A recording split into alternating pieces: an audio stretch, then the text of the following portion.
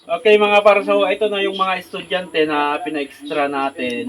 May-extra ko dun sa site ano po. Ito po si Kuya, yung binilhan po natin ng cellphone ano po.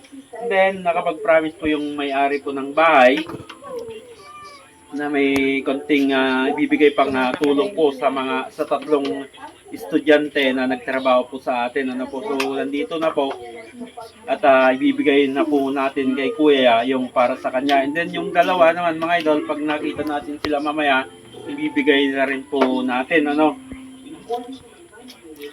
Ayan. So eto mga idol, yung binigay po ni Madam para kay Kuya. Ito po. Thank you po ma'am sa ibinigay ninyo. Malaking tulong na po ito.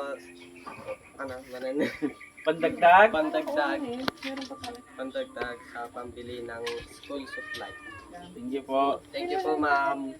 Okay mga para, so nandito yung dalawa no, pinatawag natin dito sa bahay para ibigay din yung para sa kanila. Kay Kuya, naibigay ko na kanina sa una ng ating video. Then, ito si Silot, grade 12 pa sa pasukan. Grade 11 din. Si Silot saka si Erwin. Okay, so ito yung para sa'yo, binigay ni Madam at ito pa. Ayan. So, anong masasabi nyo kay Madam? Video mo sila, anak. Yan. Pasalamat kay Madam. Thank you po. Agyaman kami, Madam. Kung naila to. Diyan kami madam. Pagkata mo school supplies. Okay, thank you, ma'am.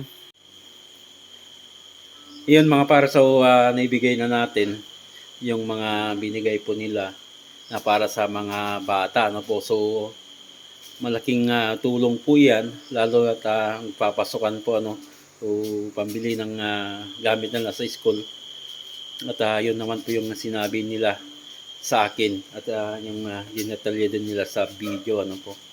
So thank you so much ulit po sa may-ari po ng bahay ng Lee Garden Subdivision.